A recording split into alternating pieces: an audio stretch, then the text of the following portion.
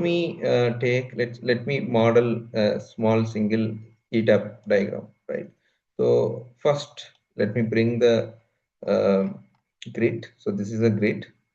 Then I'll bring the bus, right? So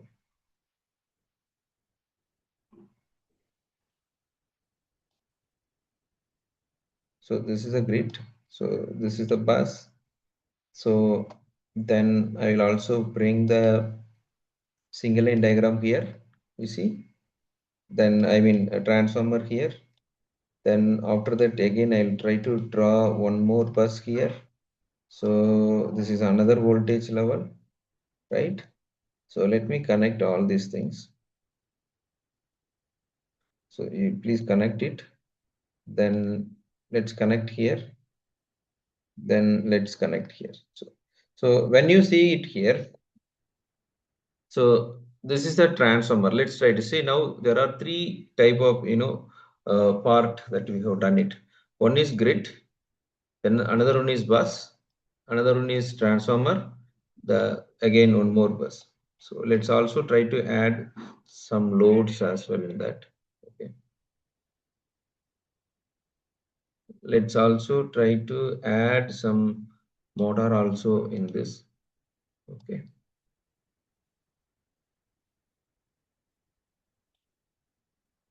Right. So let me draw this. Now let me give the data to all the models. Right. So let me go here. So let's try to adopt a little bit. So let me click the transformer module. Now let's go one by one.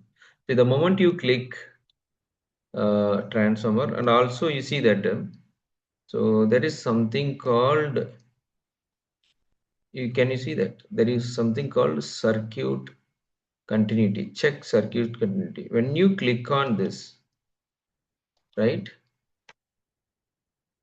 When you click on this, you see, when you click on this, right?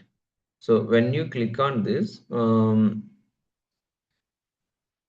let's say that by mistake something is not connected. You see, when the circuit continuity is enabled, you see that it clearly it does not show that whether it is the branch is energized or not. Only see this one is grayed out. This text is grayed out.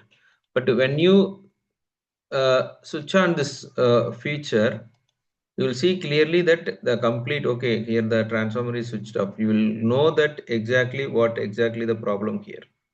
So that is the one of the best feature, like I want everyone to use it, right? So now let me switch on this part. So at the moment we know that everything is unveiled. Okay, let me switch on that. Okay, I'm going back to the original one. So now let's click this transformer symbol. Now so for that we need to give some data here.